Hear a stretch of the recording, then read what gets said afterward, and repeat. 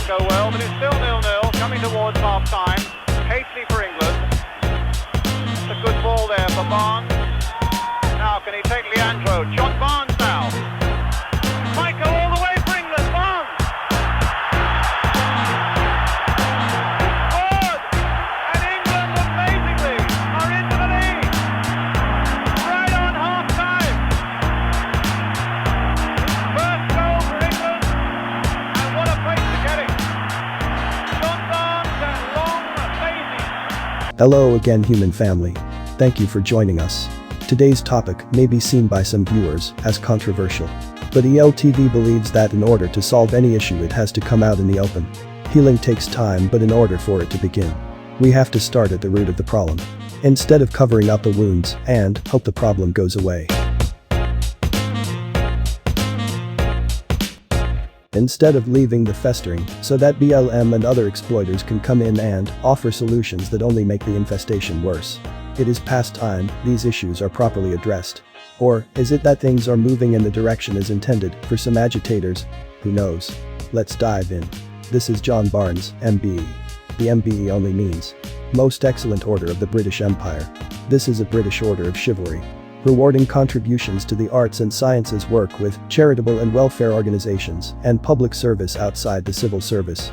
It was established on 4th of June 1917 by King George V. Anywho, moving on. John Charles Brian Barnes is a Jamaican-born English international former professional footballer and manager. Barnes was born in Jamaica to Roderick Kenrick Barnes, a Trinidadian, and Frances Jean Hill, a Jamaican. His father, Ken Barnes, hailed from Port of Spain, Trinidad and Tobago, emigrating to Jamaica in 1956 as a member of the West Indian Regiment. He joined the Jamaica Defense Force when formed after the nation's 1962 independence, where he was initially commanding officer of the 1st Battalion Jamaica Regiment. In 1973 he was promoted to colonel, remaining in the army until retiring in 1989. Okay, enough of history. Let's get back to present-day John Barnes. On the issue of challenging racism in football. For Americans this would mean soccer. ELTV found his statements worthy of deeper focusing on and actions since, as he, John, also stated, we have not dealt with such an important issue correctly. Our approach has not provided the results in favor of the melanated whole. Let's dive into his commentary, which we find not only agreeable but should be taken into account by the mainstream. I mean, you say that emphatically, but do you not believe, given the high-profile nature of football, that it can be used as a vehicle to try, and basically, you can't eradicate racism because of football, but because a lot of people watch it, a lot of people interested in it, can it not be used as a vehicle? Absolutely. The vehicle it should be used for, because black footballers are very high profile, they've got a voice, they've got a platform. Let's talk about the inner city crime and knife crime and what's going on in inner cities. Let's not talk about what happens in Bulgaria, because that does not impact on the black community. The fact that an England player may be racially abused in Bulgaria does not impact on what goes on in Stonebridge Park, in Brixton, in Handsworth. What impacts on that is the knife crime, the lack of education, the lack of facilities, lack of social care in the black communities, and that's what these black players should be talking about, not how terrible it is in Montenegro. That's correct, John, but the two are not mutually exclusive. I hear that all the time. We have to do both, but we're not doing both. Because I don't hear about what's going on in Stonebridge Park. I don't hear about that. All I hear is how terrible it is in Montenegro. So they're not mutually exclusive, but we're focusing on something that isn't affecting the black community. It's affecting a black player. And from a footballing perspective, to bring it back to football, I was at Manchester United game against Liverpool, and I was on the pitch, and people who are now Manchester United fans have to stay behind, so they're now shouting, and and one of the stewards said, there's some racist abuse coming. And I looked into the Manchester United crowd, and I saw two black Manchester United fans in amongst this. How do you think they felt? Who's speaking up about them?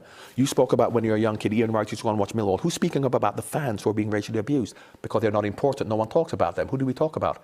The footballers. If you want to talk about racism in football, it's much more prevalent for black fans who have to get to the ground 5 minutes early, leave 5 minutes before the end, so don't they get racially abused. And do we highlight that?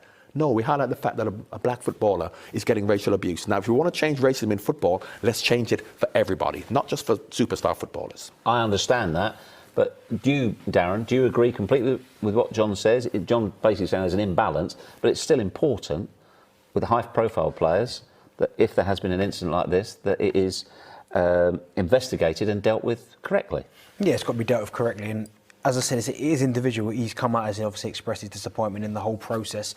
But I totally agree with what John's saying there. It can't just be the players on the pitch, because I've got good friends that are stewards at football clubs around the country, and there's one ground in particular, which obviously I'm not going to say, and people are saying, well, if you hear someone saying racist remarks, you've got to remove them.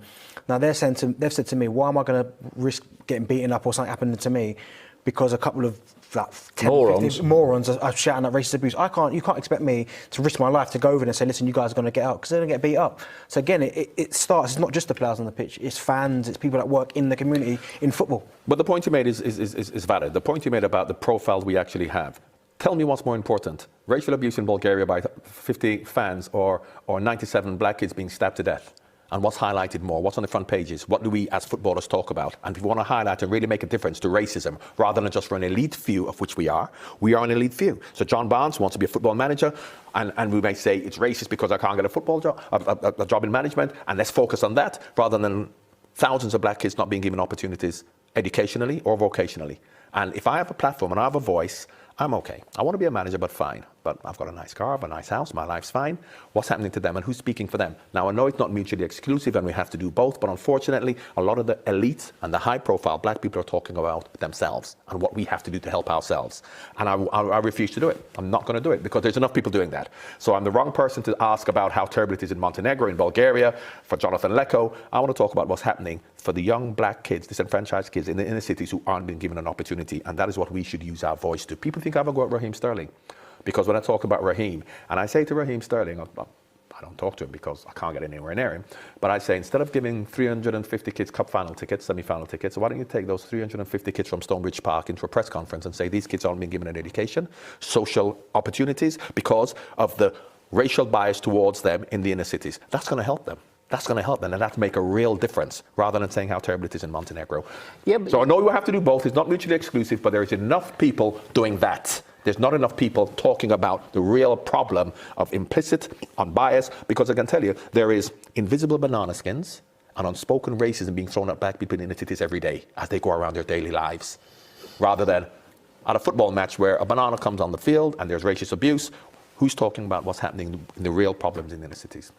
I understand your. I understand you're expressing your disappointment, your disillusionment with the way the focus is, but surely you're not at the point where you wouldn't use the power that football has to try and approach those problems. You just said a great example. If you felt it was more effective, and let's not criticise Raheem Sterling for not at all. Sending inner kids, not at all, inner city kids, to football, but. If that's the next step. I understand what you're saying. That's not going to change anything, because what will happen is that John Barnes may get a job as a football manager. Football fans may stop racially abusing players, but that's not going to change the real problem of racial discrimination.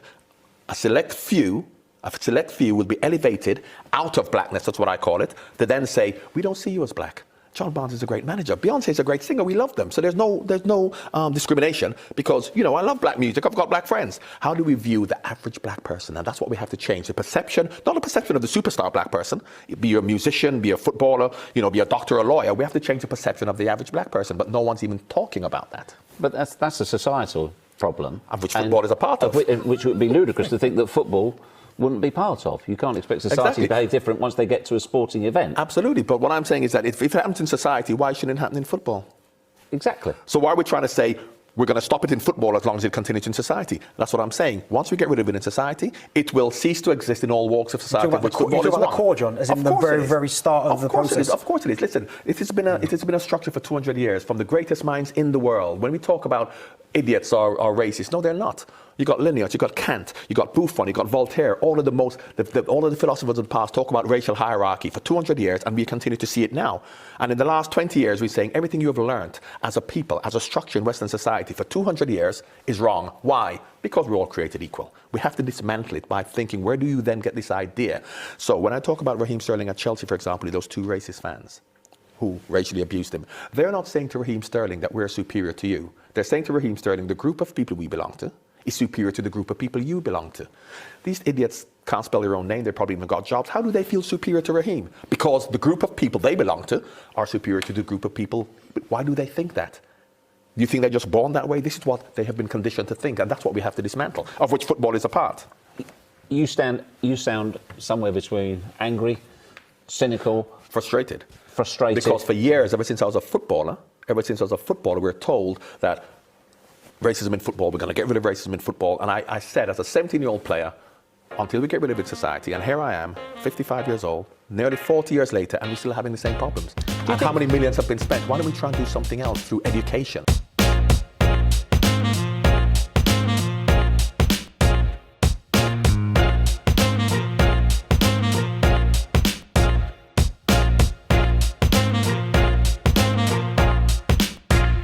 If you have an opinion on the issue, a constructive and progressive one, leave us a comment. Let's get the discussion rolling. If you're looking for a secure VoIP connection, voice or video, sharing of documents or images, check out BI Poll. The application is available for both mobile and desktop, for individuals, groups, or business, with access to checking your account online. Here are some of the benefits. You can find the link in the description of all our videos. Use our promo code as shown in the details below.